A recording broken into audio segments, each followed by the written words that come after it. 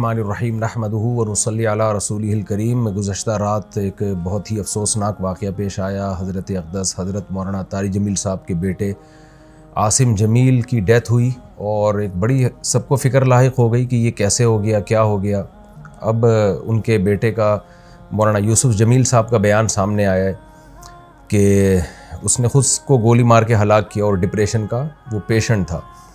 सबसे पहले तो हम दुआ करते हैं अल्लाह ताला उसकी मग़फ़िरत फ़रमाए और हज़रत अक़दस हज़रत मौलाना तारिक जमील साहब और उनके तमाम लवाहिकीन, बेटे की वालदा जो थी उनको भी और भाइयों को अल्लाह सब्र जमील की तौफ़ीक़ अता फ़रमाए और उस बेटे को उस जहाँ की भलाइयाँ नसीब करे अल्लाह ताला, उसके सग़ाइर कबाइर ख़ताओं को अल्लाह माफ़ करे।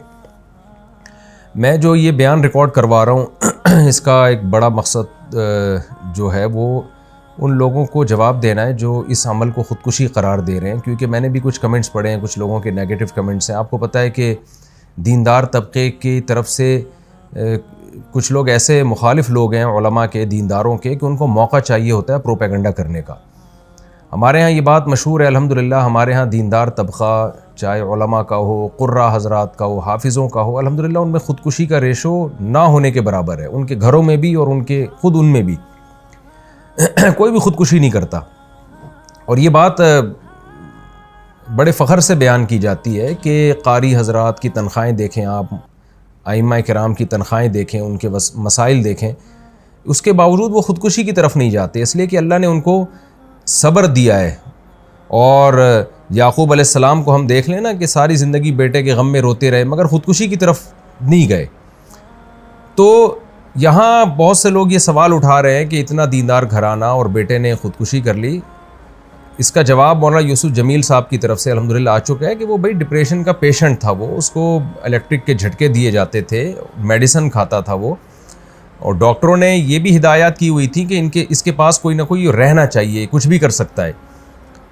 तो ये जवाब मैं समझता हूँ काफ़ी है उन लोगों का मुंह बंद करने के लिए जो इस अमल को ख़ुदकुशी करार दे रहे हैं। लेकिन आपको पता है जो फितना परस्त लोग होते हैं उनको बातें करनी है। बाज़ लोग ये भी तबसरा कर रहे हैं कि हर ख़ुदकुशी डिप्रेशन में ही होती है, टेंशन में ही होती है, खुशी में तो कोई भी ख़ुदकुशी नहीं करता। तो देखें ये टॉपिक डॉक्टरों का है, डॉक्टर बताते हैं और हमने मुशाहिदा भी किया है कि डिप्रेशन दो तरह की होती है। एक डिप्रेशन तो आम लोग जो दुनिया की मोहब्बत में डिप्रेशन में गए हुए हैं, एक डिप्रेशन वो होती है जो किसी दिमागी बीमारी की वजह से होती है। इसमें दीनदार लोग भी मुब्तला हो सकते हैं और इसका इलाज ये नहीं है कि उसको सब्र की तलकीन की जाए, इसका इलाज मेडिसिन होती है, दिमाग में कुछ केमिकल आगे पीछे हो जाते हैं। ऐसे बहुत सारे पेशेंट हमने अपनी ज़िंदगी में देखे हैं, बहुत अच्छे लोगों को जिन्होंने बड़ी बड़ी टेंशनें झेली हैं, बर्दाश्त की हैं, लेकिन वो बैठे बैठे डिप्रेशन में चले जाते हैं। मेडिसिन लेते हैं तो सेट हो जाते हैं, वो दिमाग के कुछ केमिकल हैं जो आगे पीछे हो जाते हैं।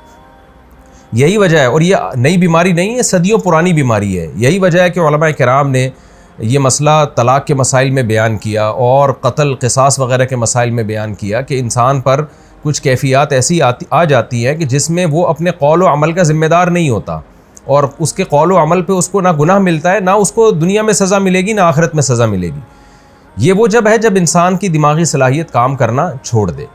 तलाक़ आपको मालूम है कितना हसास मामला है, शदीद गुस्सा में भी अगर इंसान हो तो तलाक़ वाक़ हो जाती है। सलासुन जिद्दुहुन्न जिद्दुन व हज़्लुहुन्न जिद्दुन, इस हदीस की रोशनी में।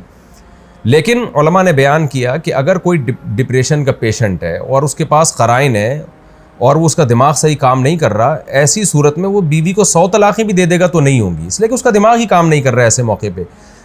तो जब तलाक़ जैसे मसले में हम उलमा किराम आज से सदियों पहले एक स्ट्रेस और डिप्रेशन का मरीज़ जिसका दिमाग काम करना छोड़ दे, उसके इस अमल को तलाक़ करार नहीं देते। वो ज़बान से कुफ्रिया कलिमात अगर ज़बान से निकालेगा तो वो काफिर नहीं होगा। हालांकि कुफ्र तो मजाक में भी अगर आप कुफ्रिया कलिमात ज़बान से निकालते हैं तो आप काफिर हो जाते हैं, लेकिन इतना बड़ा जुर्म भी माफ़ कर दिया अल्लाह ताला ने अगर उसका दिमाग काम नहीं कर रहा। तो ऐसे ही खूब समझ लें कि ऐसा डिप्रेशन का मरीज़ अगर किसी को कत्ल कर देता है या अपने आप को कत्ल कर देता है तो वो ना दुनिया में मुजरिम है ना अल्लाह के यहाँ वो मुजरिम है। उसमें मलामत करना और किसी को बुरा भला कहना या कोई नेगेटिव बातें करना, ये जो बातें करने वाले लोग हैं वो मुजरिम हो जाएंगे। तो एक डिप्रेशन वो होती है जो दुनिया की मोहब्बत की वजह से दुनिया की छोटी छोटी बातों को आप बहुत ज़्यादा बढ़ा लेते हैं, ये किसकी वजह से होती है?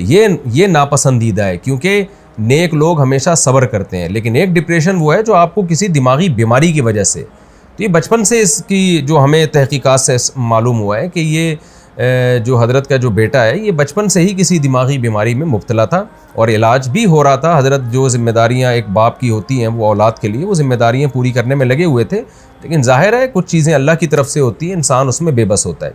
तो हम सब इस गम में हज़रत के साथ बराबर के शरीक हैं और हम सब दिल से दुआ करते हैं अल्लाह ताला हज़रत के इस बेटे को उस जहाँ की भलाइयाँ नसीब करे और उस जहाँ की खुशियाँ नसीब करे, और जो भी उनके रिश्तेदार और लवाहिकीन हैं अल्लाह ताला उन सब को सब्र जमील की तौफ़ीक़ अता फ़रमाए, और जो मनफी कमेंट्स करने वाले लोग हैं अल्लाह ताला उनको हिदायत दे। और मैं फिर दोबारा अपनी बात को रिपीट करता हूँ कि इस अमल को ख़ुदकुशी करार देना ये किसी भी तरह से ये बात दुरुस्त नहीं है और ये एक इल्ज़ाम है, और इस इल्ज़ाम का जवाब आपको क़यामत के दिन देना पड़ेगा। अल्लाह ताला मरहूम की मग़फ़िरत फ़रमाए और लवाहिकीन को अल्लाह सब्र जमील की तौफ़ीक़ अता फ़रमाए और मरहूम को जन्नत में अल्लाह ताला आला दर्जात अता फ़रमाए। व मा अलैना इल्लल बलाग़।